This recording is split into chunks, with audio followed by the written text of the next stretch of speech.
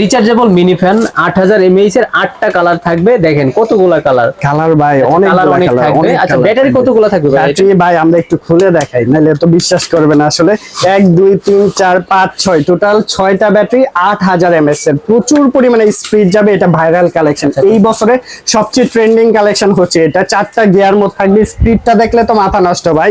সবাই সন্তুষ্ট, আমরা যে সেল করছি এটা এত পরিমাণ সেল করছি, সবাই সন্তুষ্ট। লাইটের কোয়ালিটি তো ভিন্ন ভিন্ন, লাইট তো প্রচুর, এখানে আলো থাকবে। এটার মধ্যে প্রাইস পড়বে মাত্র 2200 টাকা। 2200 টাকার মধ্যে এই প্রোডাক্ট নিতে পারবেন।